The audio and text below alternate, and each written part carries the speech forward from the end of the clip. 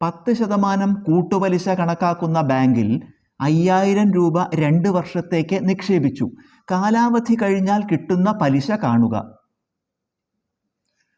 കൂട്ടുപലിശയുമായി ബന്ധപ്പെട്ട കണക്കിൽ ഉപയോഗിക്കേണ്ട സൂത്രവാക്യം A = P × 1+R/100 n.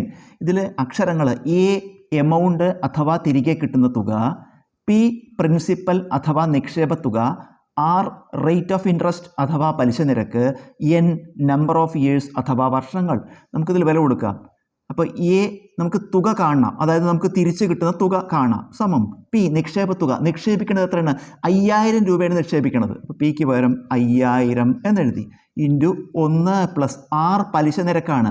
പലിശ നിരക്ക് എത്രയാണ്? 10%. അപ്പോൾ R എന്നുള്ളതിന് പകരം 10. പിന്നെ സൂത്രവാക്യത്തിൽ /100 ബ്രാക്കറ്റ് അടച്ചു. ഈ ബ്രാക്കറ്റിൽ 1+10/100. ഇനി പുറത്ത് n നമ്പർ ഓഫ് ഇയേഴ്സ് വർഷങ്ങളാണ്. എത്ര വർഷം? 2 വർഷത്തേക്കാണ്. അപ്പോൾ എന്നിന് പകരം 2 എന്നെഴുതി.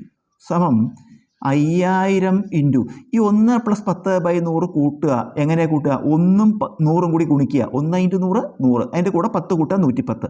1 × 100 100, അതിൻ്റെ കൂടെ 10 കൂട്ടുക 110. എന്നിട്ട് ഈ 100 അടിയിലിടുക. 110/100² സമം 5000 ഇൻറ്റു ഈ 110/100² എന്ന് പറഞ്ഞാൽ എന്താ?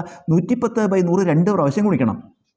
Into 110/100 into 110/100.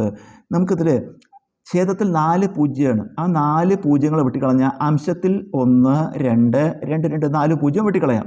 ബാക്കി എന്താ ഉള്ളത്? 50 × 11 × 11. 11 × 11 121.